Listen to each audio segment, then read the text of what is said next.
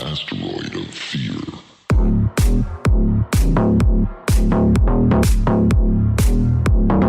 Welcome to another episode of the Men of the House podcast. And it is Friday, so welcome to Unfiltered Friday, where we take the discussion deeper than any corner office. Yeah, I'm going to tell you what I really think. So, let's get on with it. I think I mentioned in some posts that we were going to talk about the VA or the Veterans Administration today. Um, what's going on with them? And we got the longest government shutdown in history going on. Is that partially to blame?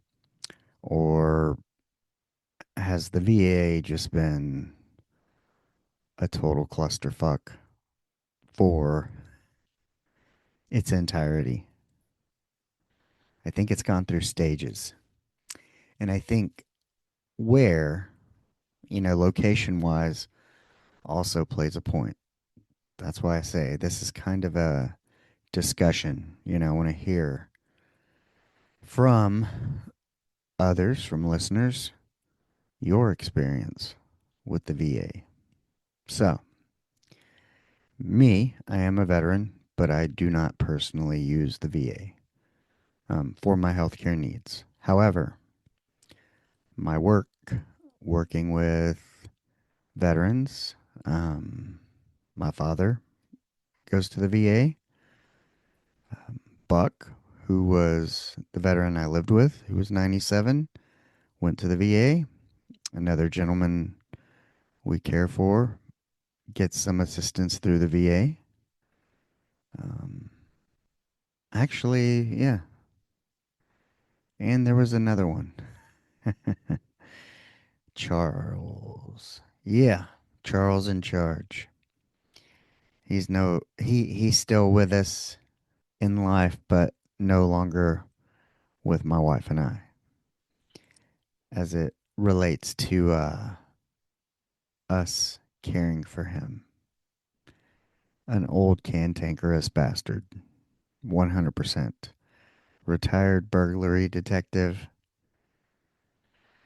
80 something years old, wasn't allowed to use public transportation because he gave the bus driver the bird. Yeah. So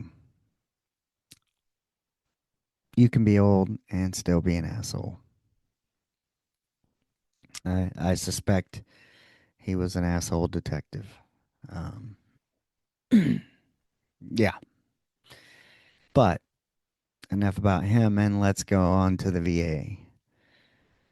So, my dad's been going to the VA for quite some time. And when he lived in Galveston, I guess he had a good experience there. Um, Maybe it was much more accessible in the Galveston area. I don't know if it was Galveston, Houston, how it worked. But, here in East Texas, they built a new facility and it is not staffed very well. All kinds of problems. And I'm kind of curious as to why. Trying to figure out, is it a location thing? Is it just the VA? Is it this area? What is the deal? But, essentially, how we met Buck was he receives some VA benefits through like home health care, where the VA would pay for um, assistance. He was 97, so my wife would go over for like, he was approved for, I think, 9 or 11 hours a week or something. I don't know. It was a certain amount.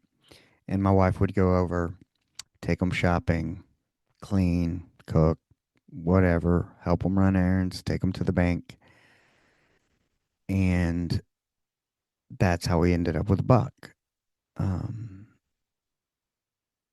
they'd cut some of his hours, but essentially that's how. we met and how we ended up becoming his live-in caregivers. Um, but he was at a he had a certain amount of hours, and then they cut him. And then there's been, I know my dad had 44 hours, and they cut him to like 11, I believe. There was another gentleman we were helping out, same, I think 44 hours to 11. And, we're talking about people who need serious care, people who can't even get out of the bed by themselves. Um, yeah. Yeah. Oh, man. One of the gentlemen we helped, they cut his hours, and, the person who was there helping all the time just couldn't afford to stay only working 11 hours when she was used to getting 40 or 44. And, not only did that kind of put a strain on her, but it put additional strain on the family because now they needed somebody. And we stepped in temporarily, but man, that was back last year in February. And, you know, the issue with that is, I mean, he had so few hours that basically kind of my thing was to go over and get him out of the bed at like 5:30 or 6 in the morning every day because his wife just couldn't get him out of the bed. Um, and normally the person they did have would be there, get him out of the bed, make his breakfast, get him dressed, take him for a walk, do laundry, all kinds of stuff. And now all of a sudden this fell to the wife. Um, and I believe, I don't know if she was retired yet, or she ended up retiring, but yeah, essentially, I don't think he could be left home alone by himself for too long. But yeah, so it kind of started with all this cutting of hours, is what it seemed like. That was kind of one of the first things. And this is when Biden was still in office. So, um, yeah, cutting of the hours was the first thing. And then, like, the second part of it was, um, like we do my father. Um, then they were, I think, saying, like, oh, it couldn't be family that helps out. It needs to be a stranger. Well, I don't know about you, but, most people would prefer that a family member care for them, maybe not a stranger. I think it depends, um, on what it is, but, you know, do you want a stranger in your house every day for 8 hours? I don't know. Should they pay family members to take care of the elderly? I mean, kind of the way the model works that is set up is, I think it depends culturally, but kind of the way the health model system is set up is that, essentially your parents age, you can't take care of them, you send them to an assisted living place. And these assisted living places typically will take all your money and your insurance, and once that runs dry, they'll put you on Medicaid, and they can continue to bleed the state or the government for money to house you, feed you, change you, all that kind of stuff. Yeah, that's kind of how it works. Is they'll make you use up all your retirement, all your savings, and then once that's done, and insurance and whatnot, and you can no longer afford it, they'll put you on government assistance, and they'll continue to get paid because that's what it's all about.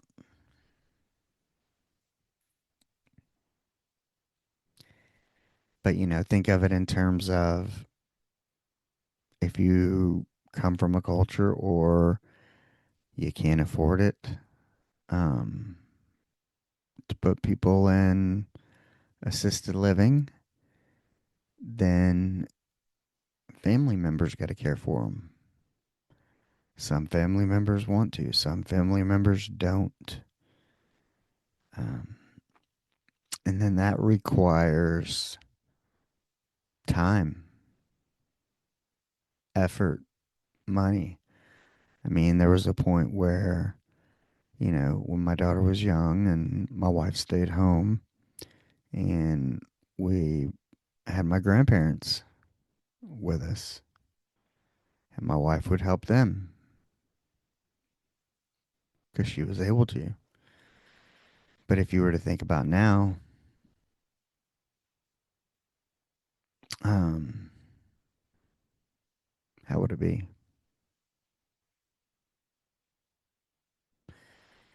If you have both people that work, who would care for the family members? What are your choices?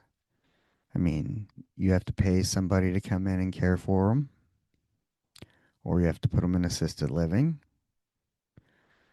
or one family member has to stay home and care for them. I mean, it's no different than childcare. You know, the first few years of life for children till they can go to school, you have to send them to daycare. They can't do things for themselves. They can't cook for themselves. They can't change their own diapers, all that kind of stuff. And so adults in the later years in life get that way as well.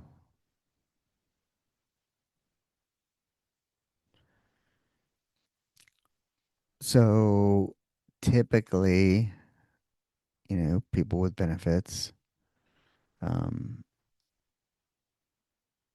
sometimes veterans, the VA will allot them a certain number of hours to have hired help come in and do some of these caregiving activities, be it their laundry, take them errands, whatnot, because, some are wounded, some can't walk. They need walkers, they need scooter chairs. Like my dad's got a scooter chair. We had to have our vehicle fitted with a lift in order to lift the scooter chair. So yeah, there's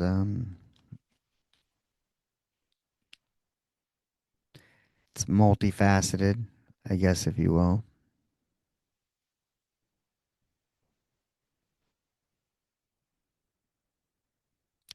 But yeah, the VA is really good about, hey, if you need this, we'll get you the lift. We'll get you the scooter chair. We'll get your meds. We'll get your supplies. I mean, that was one of the biggest things with Buck was, needing adult diapers, needing catheter bags, his medication. They were very good about sending all that, all the supplies. life alert, blood pressure cuffs, pill containers, pill cutters, chucks, diapers, which all that stuff is expensive. It'll eat you alive if you don't have the health insurance plans that pay for that kind of stuff. If you have to pay for it out of pocket. So they come in handy there, but where they don't come in handy is in the service department. Yeah. I mean, we're grateful that they did the lift, but it took many times to get that done as they would run short on manpower and have to cancel, reschedule. But yeah, going there in person, I told this story last year when it happened. When I took Buck there when he first got discharged, I took him to see his primary care doctor at the VA so they could prescribe therapy, do this, do that, talk about when we're going to take the catheter out. And of course, when we got there, we had trouble getting there, of course, initially because the Medicab, the girl gave us wrong information and told us, I'll just call the day of when you need a 24-hour reservation. So that was hell, actually getting him there. And then when I got there, I needed help to get him in, and nobody would help except for the one security officer, while the other one sat back and pissed and moaned and complained. So that was that.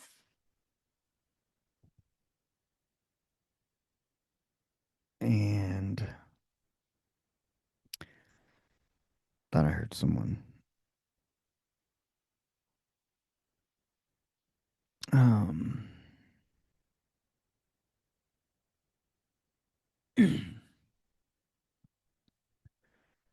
but we got there, and it was basically the nurse just asking us questions. What did he need? And like I said, they come in clutch for that kind of stuff. Really good.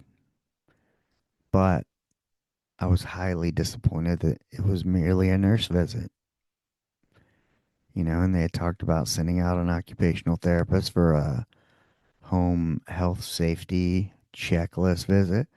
Well, they could have asked all these questions there. They could have done all this over the phone, like, hey, you need to continue to receive diapers, chucks, and the stuff that he was already getting, but he needed some new stuff. He was going to need potentially a wheelchair, which he fought. They got him his hospital bed, trapeze bar to pull himself up. Um, some other things, big equipment that was needed. I believe oxygen. Um, man, what else was it? Nebulizer, anything you might need. But yeah, it was a lot of effort for, you know, what ended up merely being a nurse visit.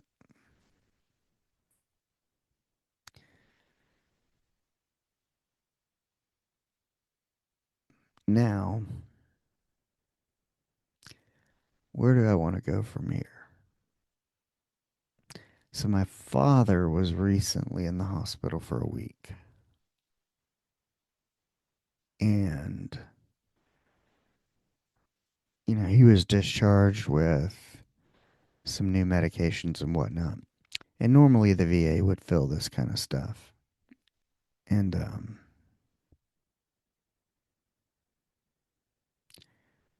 but it has to be like shipped and mailed, and you have to have a prescription, of course. Um,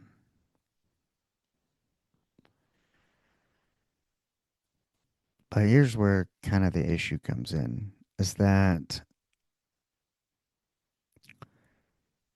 my dad, he said that for the longest he was only seeing like APCs, which are like your PAs and nurse practitioners, um, like advanced practice clinicians, APPs, advanced practice providers. People call them all kinds of different things.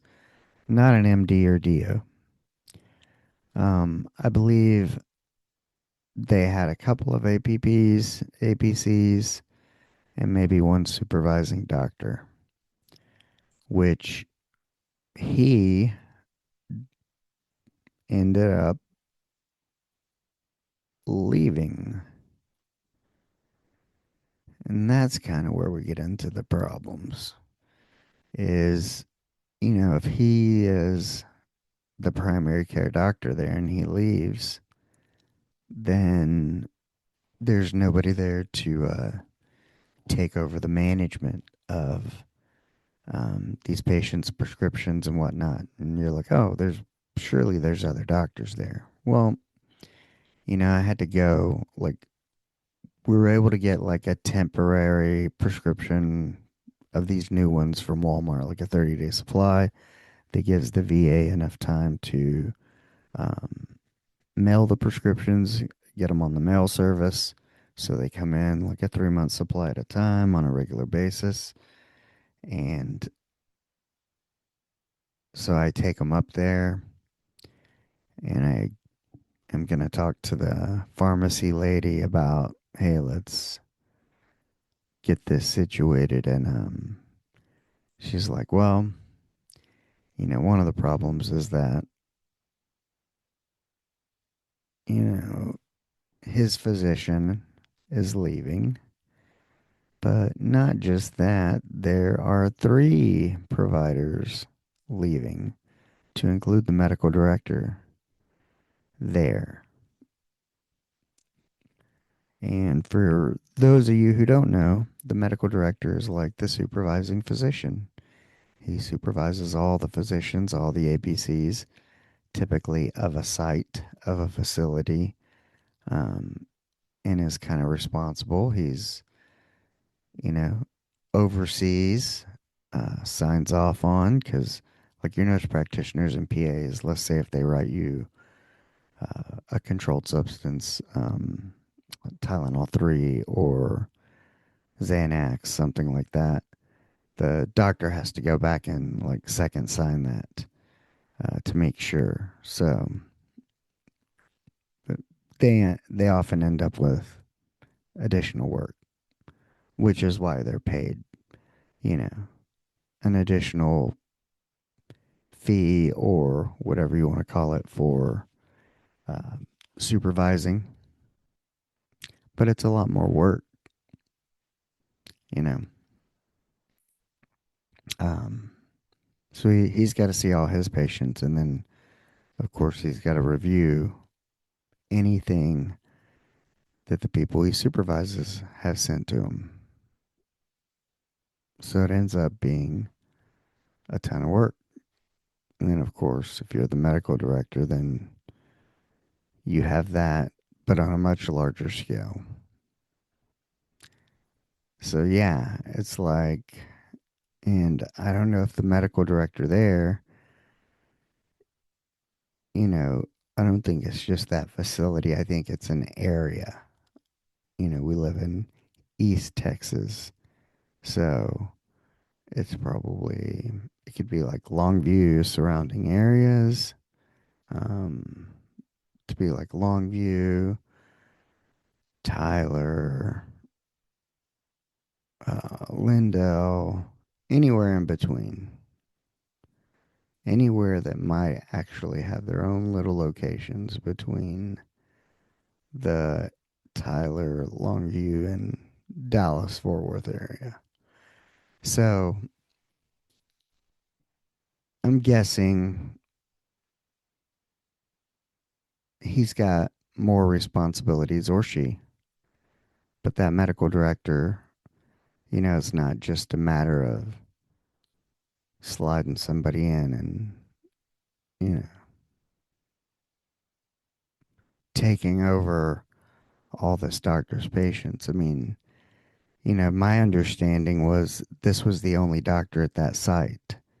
If they have three other providers leaving, if that was his, might have been my father's doctor, the only doctor at the site, and maybe two of the um, advanced practice providers, and now the medical director.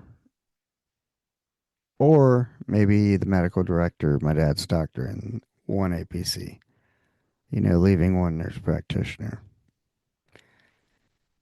But regardless of the combination, let's just say that it's not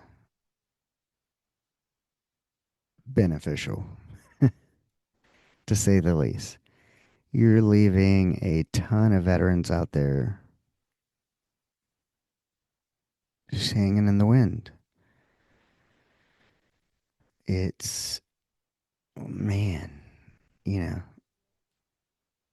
my dad was supposed to have like an appointment in December. Normally it'd be like labs a week before and then an appointment. Now they've like moved everything to November. They're like, well, we're gonna get labs and then we're gonna do like a video visit. And yeah. So I guess they're gonna be, you know, I think they offered him a phone call or video, and he said maybe a phone call because he wasn't set up for video. But you know, Buck, he didn't have a cell phone. He had a landline. He didn't have a webcam on his computer, but we could use my laptop. But the point I'm trying to make is that you have all these people in a certain demographic.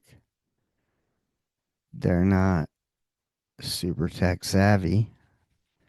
I mean, losing the providers is a problem, period. First they cut the hours, so people who need assistance are getting less assistance, putting more strain on the families. Because if a family member's going to take off, then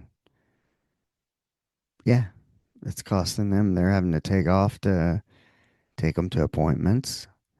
If we didn't have the life we have, it would be very difficult.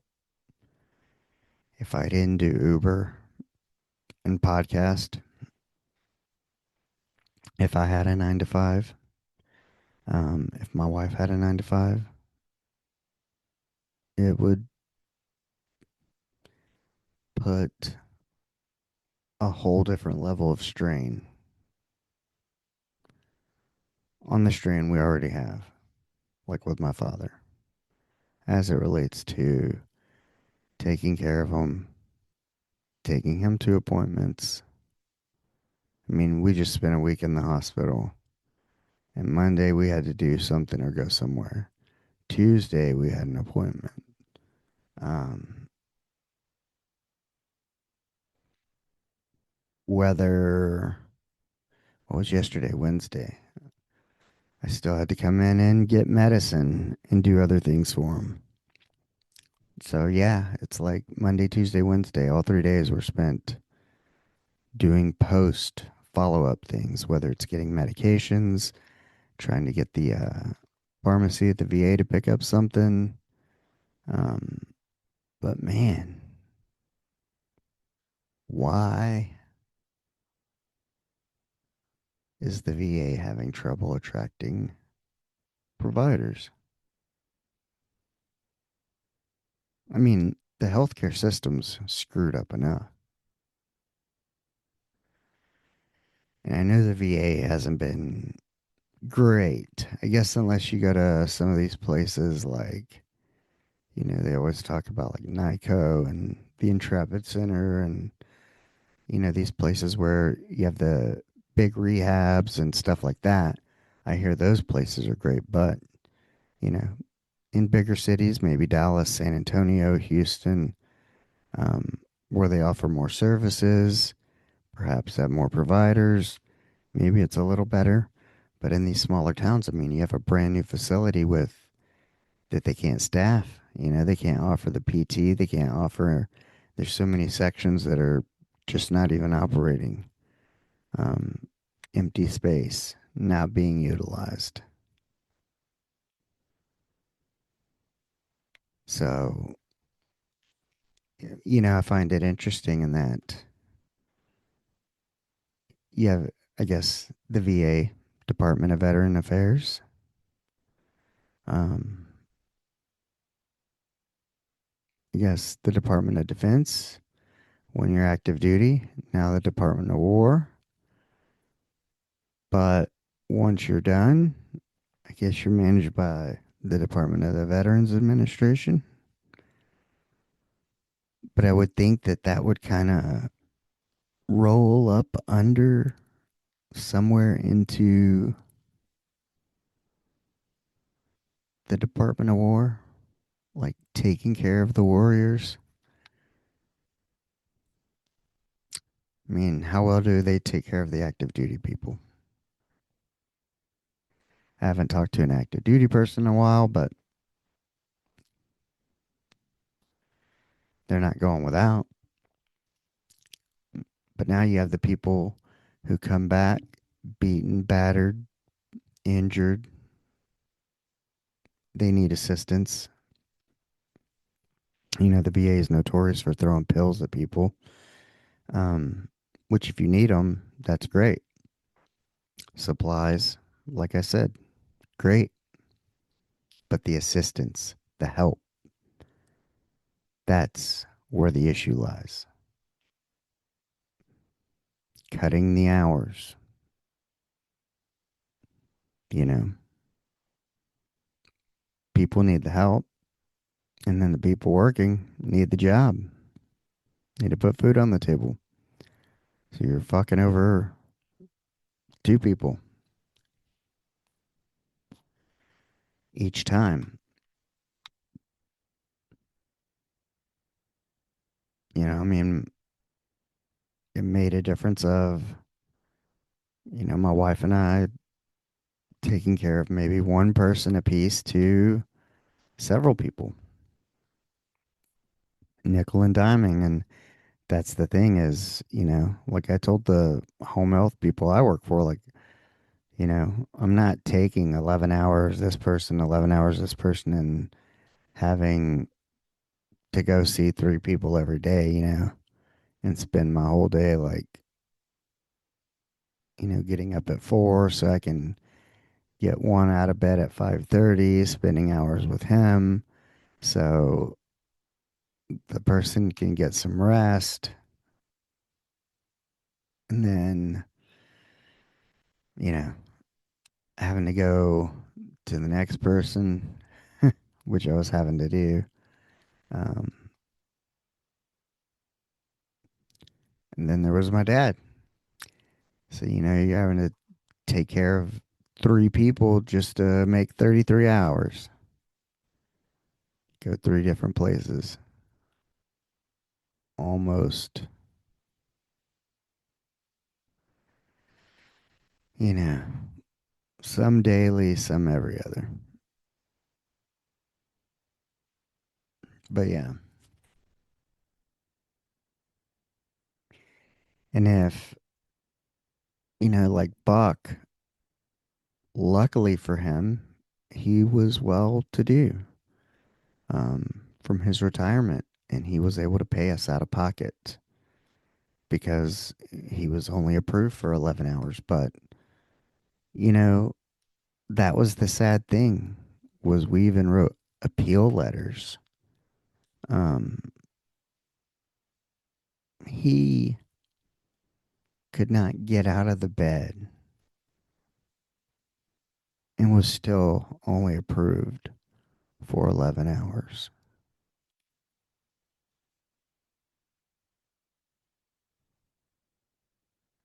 I mean, how?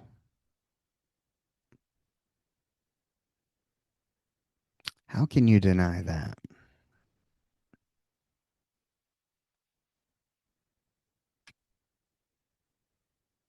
So he paid us a certain amount. It wasn't a lot. It seems like a lot, but if I told you the whole amount, but what it worked out to was like $6 and 37 cents an hour. Wasn't a ton for 24/7 care. And then the 11 hours, you know, and with the VA, that's like 12 or $13 an hour. It's not a lot. So, yeah.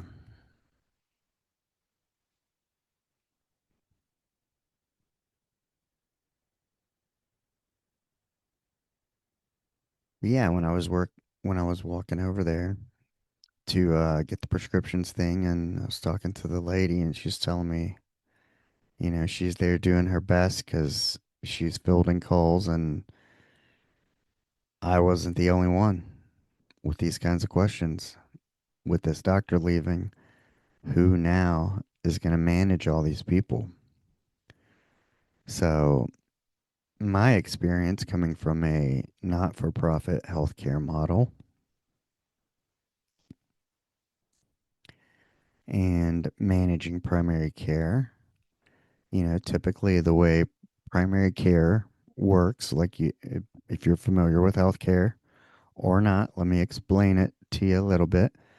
You know, you're a patient, you go get your healthcare from a primary care physician, your PCP. They'll often ask you, or on your insurance plan, you have to have a PCP or primary care physician. They're usually going to be an internal medicine or family medicine doctor. And what they do is they're responsible for managing like your health, your kind of big health picture. You, in general, as a person, like high blood pressure, diabetes, this, that, the other. Now, if you have a specific issue, they may refer you to a specialist like a cardiologist if you have heart problems, an orthopedist if you broke something, a rheumatologist if you need them, um, maybe a pain physician, maybe a sleep doctor, all kinds of things. But back in primary care, you still manage kind of the big picture and you work with all these other specialty groups. So, you know, let's say I have my doctor manages my high blood pressure, anxiety, whatever. But if I had cardiology, a cardiologist, heart problem, they would send me to cardiology. Let's say cardiology puts me on a med, you know, that goes in my chart. My primary care physician knows about it and they're aware. And now, they have to go, oh, your cardiologist put you on this. I have you on this blood pressure medication. Maybe we want to switch to this one because it works better. But you get the gist. They're your kind of general manager of your healthcare picture. So, when I worked, um, like one of the clinics I managed, we had um, maybe two physicians and three APCs, I think, and an urgent care. But typically, the way it would work is like, let's say you had your main doctor and he supervises one nurse practitioner, one PA. Then we had a second doctor who supervised one of them as well, or a different one, but your physicians and your APCs would each have like a patient panel. Now, let's say the doctor has a patient panel of 3,800 people. That's quite a few people. And then each APC has, one was part time. Maybe she'd been there 10 years, like 1,800 people. And the other one had about 2,300 people. Um, so you have to remember, even though they're paneled to the nurse practitioner or whatever, or the PA, they're still kind of sub-paneled under the doctor and added to their panel because there are certain things that the physician is required to sign off on as it relates to the treatment. And I want to say that even if you're seeing the APC, that you might end up seeing the physician every once in a while. Um, so, I think used to kind of the model was in a way like, let's say you had your doctor, and if you weren't able to see the doctor, you would see the nurse practitioner because the doctor was too busy or something. Um, but now, I think when I was there and kind of now, maybe like, I think used to it's like your APCs weren't allowed to be your PCP, like the supervising physician was technically your PCP, but you were seeing the nurse practitioner because the doctor was unavailable. But then eventually, I think it just became like, no, my provider is the nurse practitioner. I see them and not the doctor. Um, so it was like that for a long time.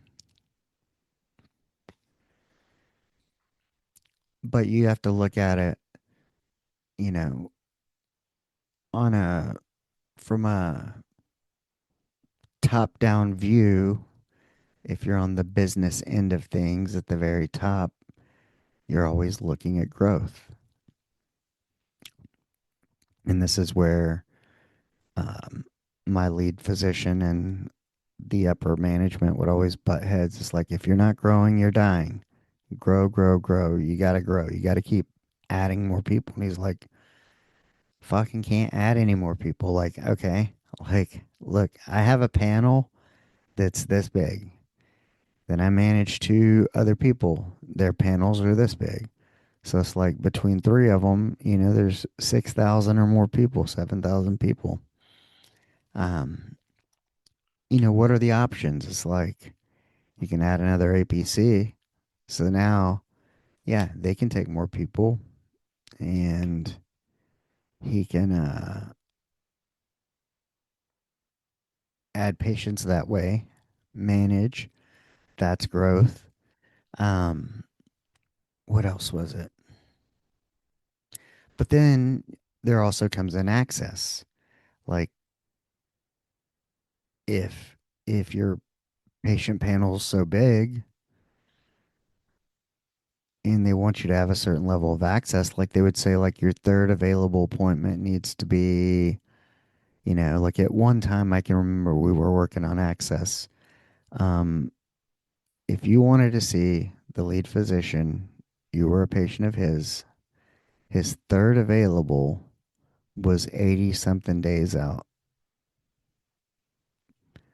meaning his first available was probably 20 something days out, and the second was probably about 30s to 40s. Meaning, if you call the office and you need an appointment to see him specifically, unless there's a cancellation, it's probably going to be 3 weeks. So, a lot of people who are sick would often be like, oh, well, is the nurse practitioner available? I'll see them. Um, or they would come to urgent care when we had one before we shut it down in COVID. So, it was, you know, him having a big panel was good for other people because it gave them a chance. But you have patients that specifically want to see him, and therefore they don't want to see the nurse practitioner or the PA. And so access was always kind of this point of contention. You know, you can't keep growing and shrink the access. You can't keep adding people and then expect that, they want their third available to be within like 7 to 10 days, I think it was. Meaning that if you call, you're going to be able to see your doctor within 7 to 10 days, the doctor you want. So, yeah, there's kind of a duality there. I think we talked about it in book club, like choke points. What are your choke points? What are these points of, constraint? And I think we use like Chick-fil-A drive-through as an example of, you can only go as fast as how fast you can take the orders, how many people you got to take the food, how many people, there's always at some point there becomes a factor where you have to add another person to accept more, to grow. So that was always an interesting concept for me as the manager and trying to be supportive and trying to take on the business mindset and wanting to promote and be a director, VP, and possibly CEO one day. You have to think of it in that growth mindset, but then there was kind of the logical side of it too of talking to the physician like, what is wrong with being okay with enough? Like, I have almost 4,000 patients by myself. You know, they can't even all get in to see me when they want to. Why are you trying to make more? Like, I already see this many a day. I'm already charting takes up all my time. You know, we could run reports and, it's like he works all day. Maybe he goes and coaches or spends time with family, but then by the time all that's done, it's home and it's charting till midnight, 1 in the morning, sometimes 2 in the morning. I can remember being at this thing and they were showing us like where you could run a report and see the usage outside of business hours of the electronic medical records and when people were logged in. And you could see your physicians having to work late or early in the morning, wake up early before they came in because they want, you know, not only that, not only are you seeing all the patients, then you got to finish the charting. You got to sign the chart. You got to complete the chart. Um, you know, they want charts completed within 3 days. And, you might have 80 something charts open because you got to finish the notes. Um, yeah, there is a lot of stuff. It's a lot of work. You know, you're answering messages like when you call and you're like, "Hey, I got to send a message to the doctor or whatever." The nurse transcribes your message, sends it to the doctor. The doctor answers it, sends it back to them and says, maybe that's when you get a call like, "Okay, stop taking this and add a baby aspirin." So not only are they answering all that kind of stuff, but then they're finishing closing charts, and then they're signing off on, you know, Like if I saw the nurse practitioner and she had to prescribe me something that required his signature, he's got to sign off on that, whether it's manually and then the nurse faxes it or it's done electronically.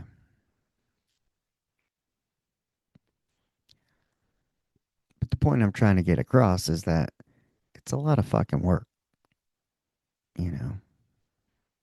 Like people go to medical school, it's like drinking from a fire hydrant. You do your internship where you're working 80 plus hours a week, and then you get out, and now all of a sudden, like you think it's coast mode. Now you get to make your six figures because typically, like, let's say you get out, um, the hospital system I worked for your first year, they would give you a guarantee. Like, let's say you're going to make $110,000 this year, regardless of how many patients you see. And that's to give you the time to build a patient panel. Um, where you go on productivity. And I guess when you go on productivity, maybe you get like a base salary, but then according to how many patients you see and bill out, whatever, whatever, um, you get paid that way.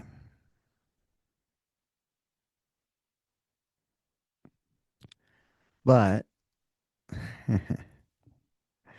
there's also a certain expectation that the system wants you to have, you know, whether it's, I think your first little while you'll get an hour a patient, then they cut it to 30 and then 20, but ideally, like your patient slots, your appointment times are typically no longer than 15 to 20 minutes because they really need to be seeing, you know, 18, 19 patients a day, but closer to the 22 to 25. If somebody has 12 to 13, that's like a half day, slow day. Although some providers who would take too long, they'd be like, well, my patients are super complicated and they're old, and, that's why it takes me a long time and I'm always behind, and my charts are always behind. And yeah, it becomes a whole deal.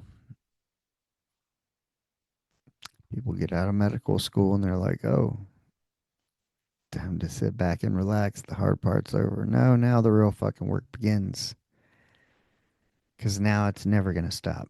Now it's 24/7. So, yeah, you have this one physician at the VA, overwhelmed, no help. Why?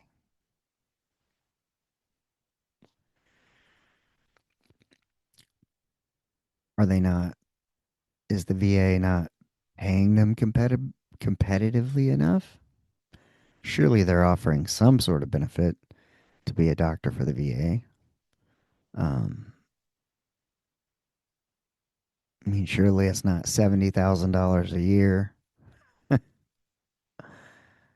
sure it's competitive, six figures, I would hope. Maybe they don't bonus and stuff like that. Like, some of our physicians could bonus on, like, whether it's patient experience, um, meeting care gaps type things. Like, the government will say, like, hey, we want, if X amount of people in your practice are compliant with receiving their flu vaccines and COVID vaccines, like, you know, if all your people meet these standards, then Medicare will sometimes give you money at the end of the year on the back end for doing such a good job. You showing that you take care of your people at a certain level. Um, or you could have to pay money back to Medicare if you suck and provide shitty care. So, but if you did well as a physician, you could bonus for meeting certain standards as it relates to like population health, and that's making sure like, hey, you know a majority of our people are compliant. They do what they say we tell them to do, which drives down healthcare costs, whether that be um, getting like breast screenings, colorectal screenings, all that kind of stuff. um, Early detection means, one, you have a better chance of living, but two, you can get it done, and you need less treatment if you catch it early, which means less healthcare dollars spent. Um, because the majority of your healthcare dollars spent are near the end of your life, unless you're a sick person. You spend a lot of time in the hospital, but you know, I'm just curious, why? What What about the VA? Why are they having? Is it only this location? Is it all other small towns? I mean, we're not even a small town. We're 100,000 people or more, probably over 100,000 people. And if they can't get their services here, then they have to drive an hour and a half to 2 hours to Dallas or to maybe Shreveport, like Barksdale Air Force Base, I think. So, and a lot of them can't drive, don't drive, may not have the money to drive. And if not, then they're gonna, you gotta have somebody like me or a family member take off and take them. So they're missing out on money. So yeah, it creates quite of a conundrum. I mean, it's just wild, the concept that you have people that raise their hands, swear an oath to protect the freedom and democracy of this nation and the people here. And then when they're done with all that, any injuries and or illnesses sustained or that were a byproduct of doing that job should be taken care of by the government.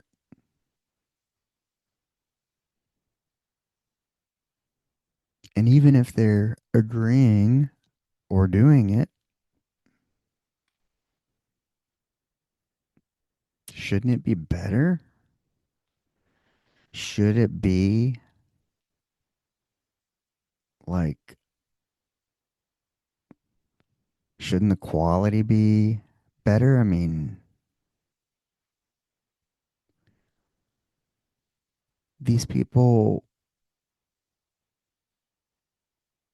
swore, took an oath to give everything up to and including their life,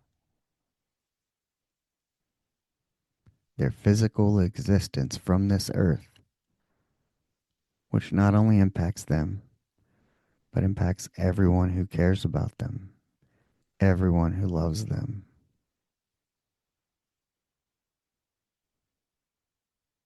And it continues. They come back, they try to get the help they need.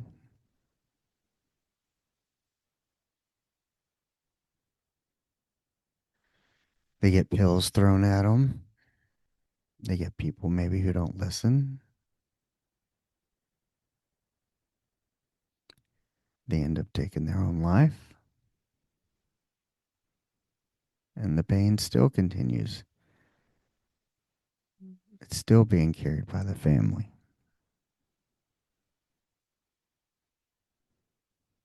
Where are we going wrong? What are we missing?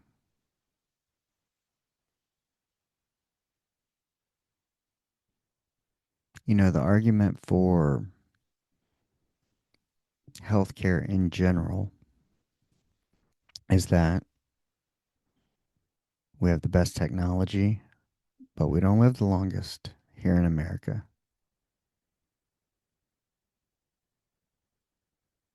That's a problem.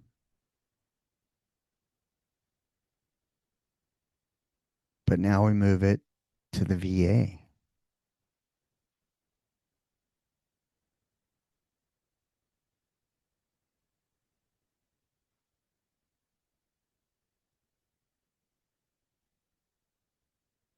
It's hard for them to even,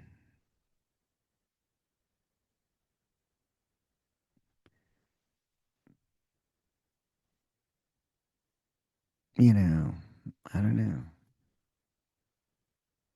I mean, I want to say that I think Trump made it to where if you couldn't get in to see the VA or whatever, that you could go to your private doctors and they would pay for it or whatnot,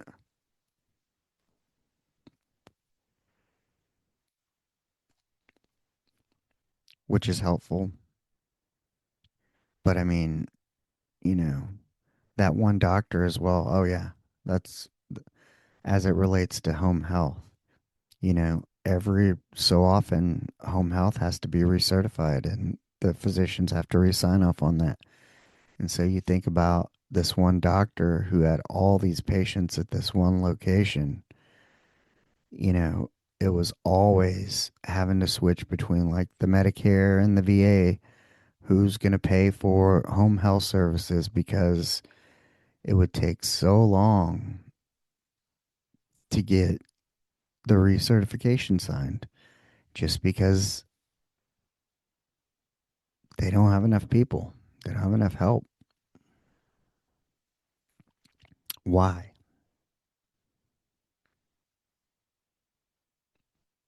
Why? I mean, this is pre government shutdown. They didn't have enough help. Why? Why does nobody want to work there? Why can't they get people? Why can't they keep people?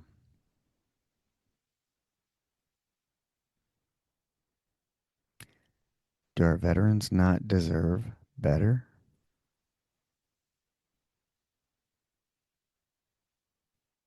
I mean, I'm just curious. It's a valid question.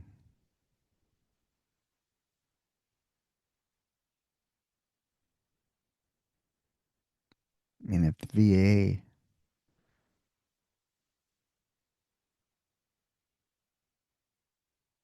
are they not being funded? Do they just not have the funds? Are they just mismanaged? Is it just a shitty place to work? What is the reasoning?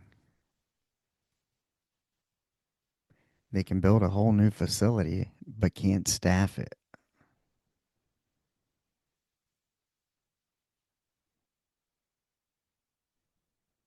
They can't even keep the one doctor they had.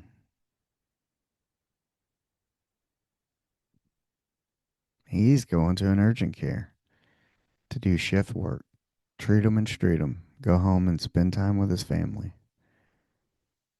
So, like, I can't do this. I got 5 years till retirement and I'm not going to spend them like this.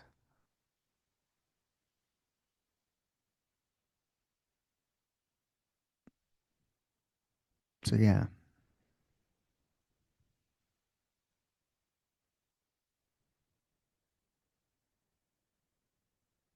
it's gotten worse since a year ago. It was never good. They were good about getting the supplies. Huh. But then that seemed to kind of be a theme as it relates to the government. Surely somebody's profiting off getting the veterans their supplies. I'm sure somebody's got stock in Cardinal or whoever's supplying this shit. They'll get them that, but again, it's the service, the people.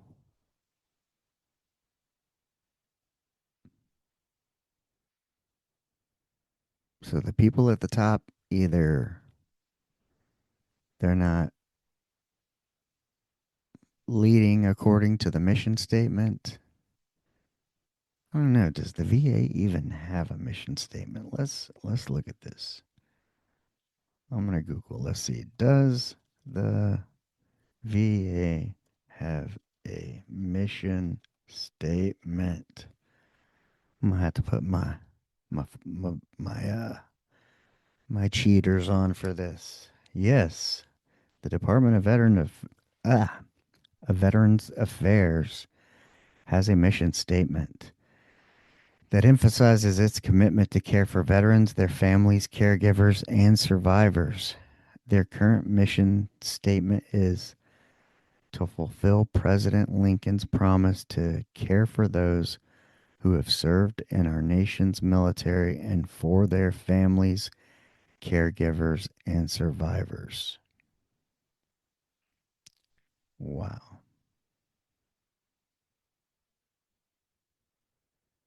Hmm. Key aspects of the mission statement: inclusivity. The new statement emphasizes support for women veterans, military caregivers, and survivors, acknowledging the diverse backgrounds of those served. Survey feedback. The mission was developed after surveying approximately 30,000 veterans, ensuring it resonates with the needs and identities of all veterans. Historical context. This updated statement replaces the previous version from 1959, which focused primarily on male veterans and their immediate families.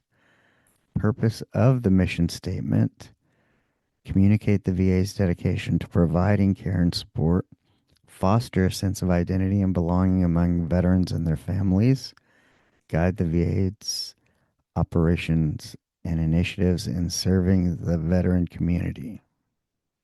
Hmm. Well, I would say there's a veterans press release here. October 30th. Let's see. May 27th, 2025. Mission statement, core values: integrity, commitment, advocacy, respect, and excellence. Core values define who we are, our culture, and how we care for veterans and eligible beneficiaries. Our values are more than just words, they affect outcomes in our daily interactions with veterans and eligible beneficiaries with each other. Taking the first letter of each word, integrity, commitment, advocacy, respect, and excellence, creates the powerful acronym I CARE that reminds each VA employee of the importance of their role in this department. These core values come together as 5 promises we make as individuals and as an organization to those we serve. The fucking healthcare system is fucking the military too. Acronyms. This I care bullshit. Um, when I was in, it was ate it. They still had their posters on their wall. We went ate it. What is it? Like introduce yourself, whatever. Acknowledge, introduce, uh, maybe duration, something, expectations, and I don't know. I know they didn't fucking do it. There's always somebody sitting in an office that their whole fucking job is to come up with this bullshit. But it only matters if it were true. Integrity. Act with high moral principle, adhere to the highest professional standards, maintain the trust and confidence of all with whom I engage. I can tell you the nurse visit I had with Buck and people not wanting to fucking help even get him out. Nope. Commitment. Work diligently to serve veterans and other beneficiaries. Hmm. Be driven by the earnest belief in the VA's mission.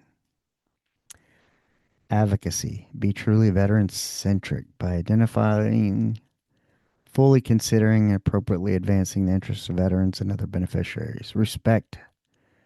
Blah, blah, blah. Show respect to earn it. Excellent. Strive for the highest quality and continuous improvement. Be thoughtful and decisive in leadership, accountable for my actions, willing to admit mistakes, and rigorous in correcting them. Hmm. Values and goals. Well, you're falling short. Okay. At least where I'm at in East Texas. You're fucking missing the mark.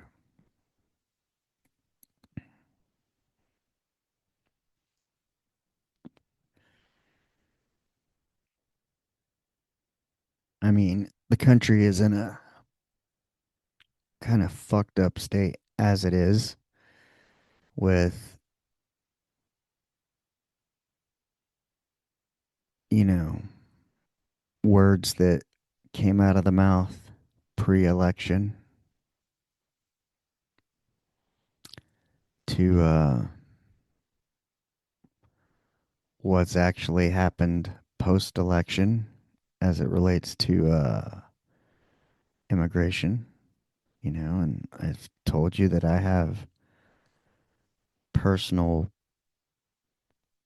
I've been personally affected by that with family, friends,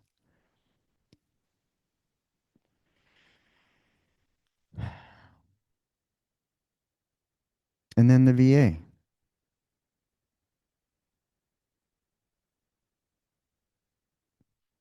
I feel sorry for the people who have to work there. One of my old nurses, his wife works there. I need to ask him what's going on.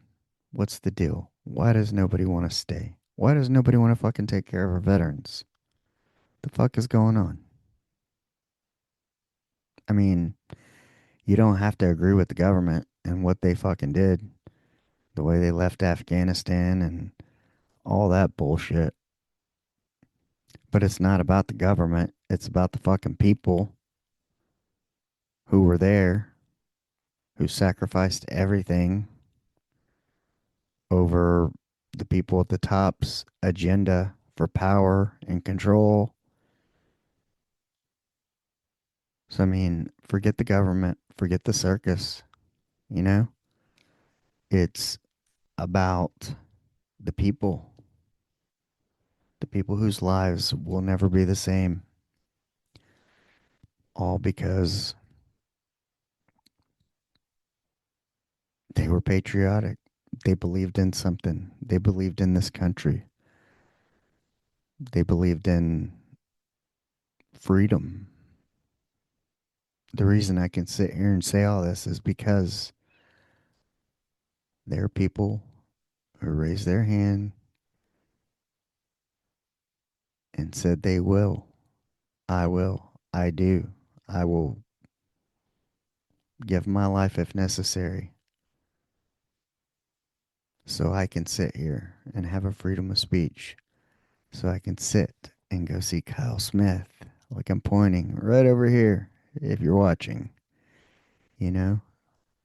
So we can hear great music,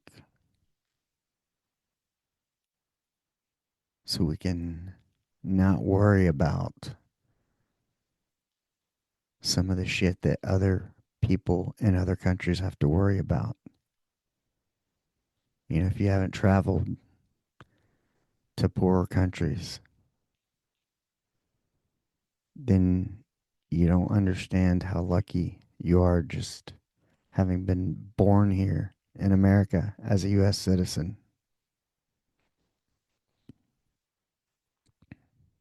Why do you think everybody wants to come here?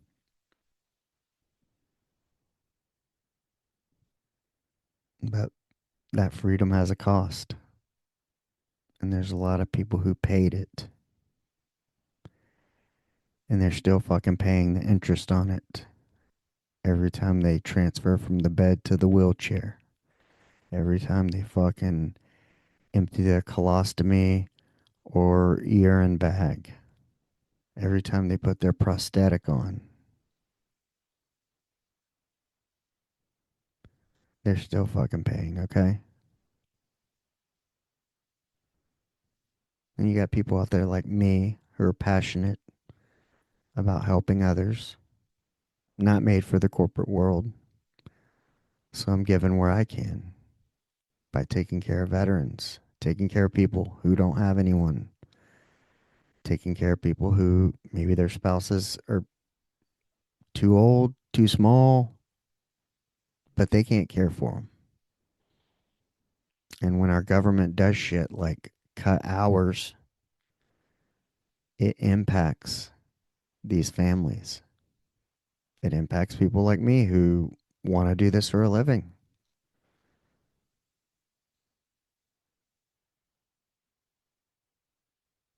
I mean, it has a huge impact.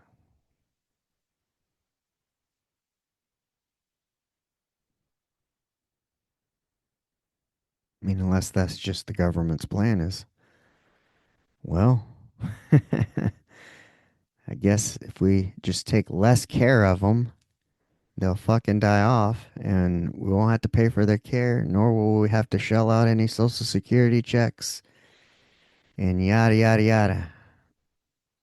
I suppose that's one way to put a dent in the deficit. Would I put it past the government of thinking like that? Absolutely fucking not. Yeah, I don't know. But I do inherently think there's something fucked up about it. Something's amiss. Something's not right.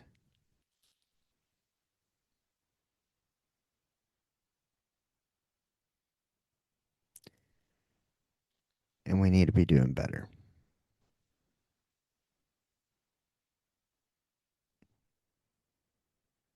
So,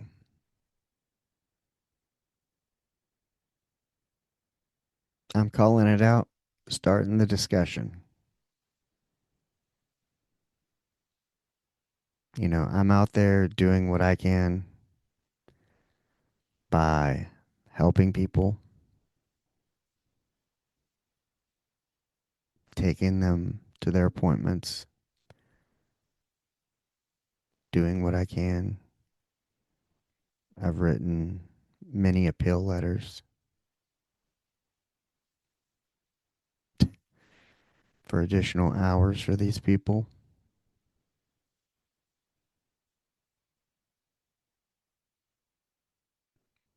And, nothing.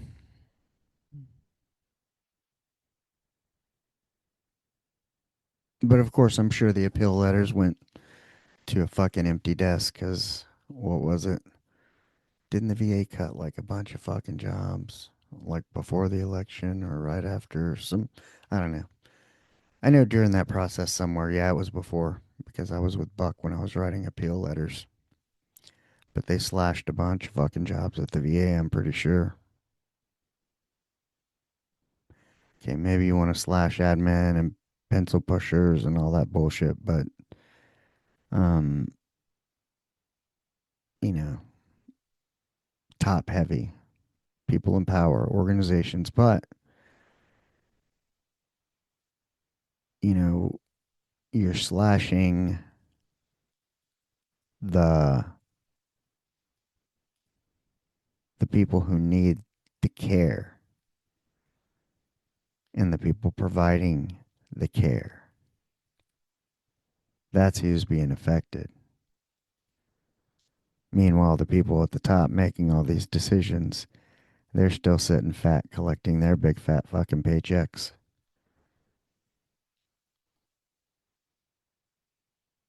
They got rid of a lot of people, maybe in the middle, but then decided to slash all the hours so the veterans and the caretakers aren't, they're the ones who suffer, the people at the bottom.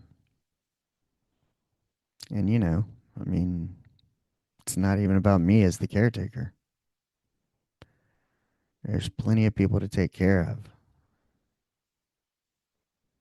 But the people who need taken care of, that's who's suffering less hours. I mean, I do what I can, and I can assure you I do it for way less than what I'm worth. But, I have a family too. I have bills to pay too. I have to get paid too. I'm not asking for much, you know. I have low overhead.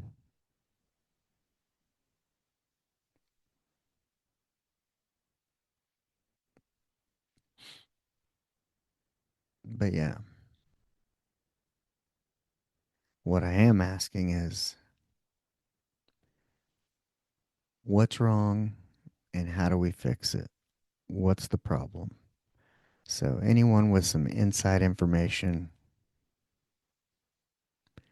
or anyone who has a passion and who thinks our veterans deserve more or better, especially in the rural areas, then I hope you listen to this. I hope we can start a discussion. I hope that we can have some ideas. I hope we can bring some things to light. That's all I'm looking to do here is get the discussion started, get the ball rolling.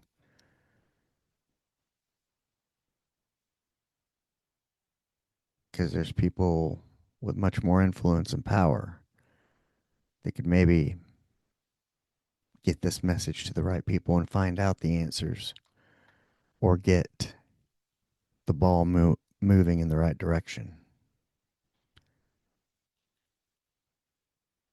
But yeah, especially when I was with Buck last year, and I can remember going back and I think about that episode, how pissed I was that day of like, this is a 97-year-old retired commander, U.S. Naval Academy class of 49,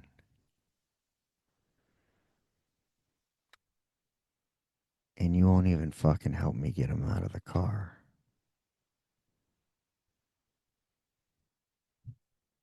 Yeah, it was disappointing. Wouldn't help me get him back in the car either. Oh, we can't help anybody in the parking lot. It's a liability. Stop it. Okay? Cut the shit.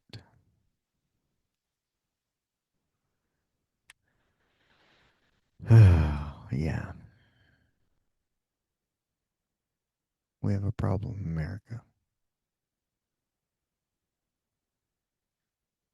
I'm 49. This is not the America I remember growing up in the 80s and the 90s. The patriotism I felt in, man,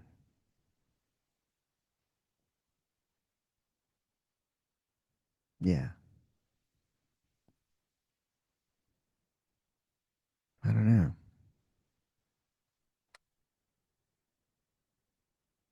I think it used to mean something to be American, and I think it still does, but not in the same way,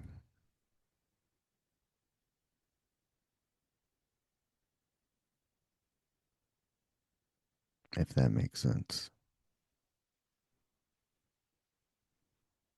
But there's nothing more than I would love to see patriotism come back, self pride, self respect in what you do, no matter what it is. Whether you're serving hamburgers or changing my oil or whatever. I would just like to see personal pride, excellence, and people doing shit with meaning and desire and want to.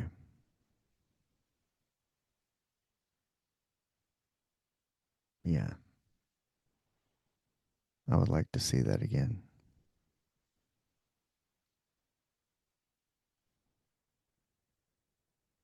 Right now, it's just a cesspool of division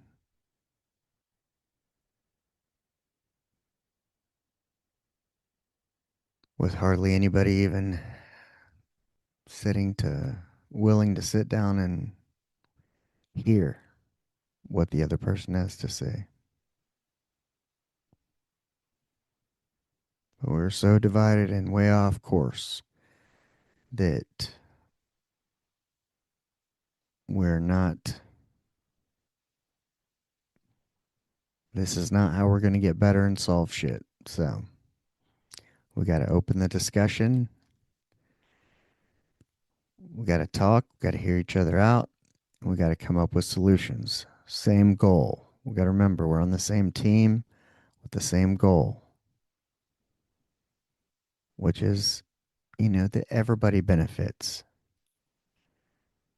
Everybody gets something out of it, right? Like if we're going to have a transaction, you know, you're getting my money maybe, and I'm getting whatever you got.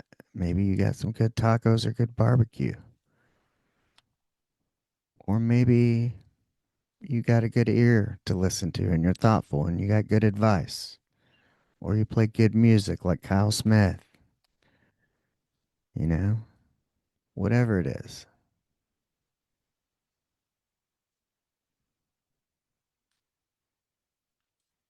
We got to get back to that.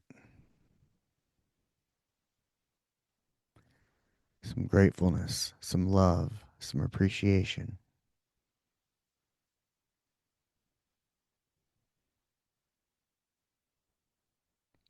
So it's out there. It's out there. I try to make it a point as I'm Ubering when I'm picking up or I'm dropping off that trying to make sure it's a good interaction and a positive one and a loving one and kind and caring and compassionate. All the things I want to stand for.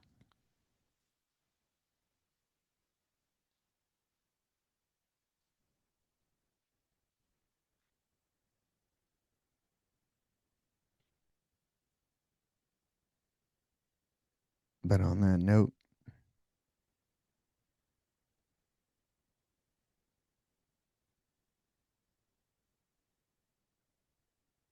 yeah, I don't know. It's just a super hard time right now. I see a lot of things I don't like.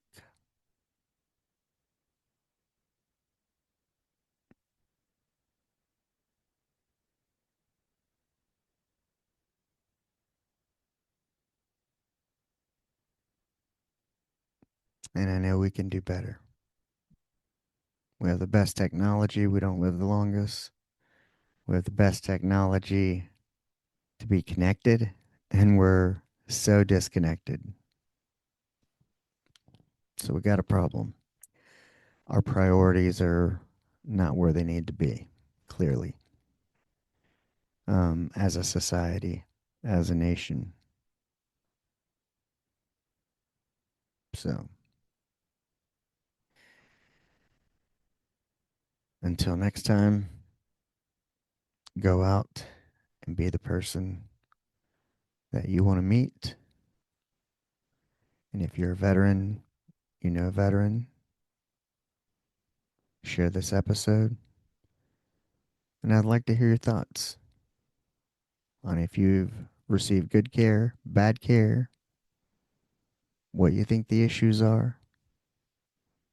Maybe you work at the VA and have a insight.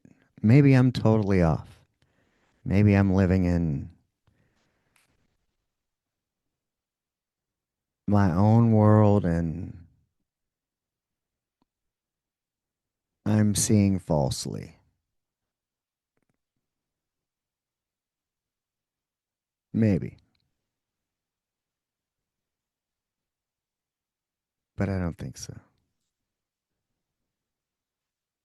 So if I am, I know the internet loves to be right and correct me.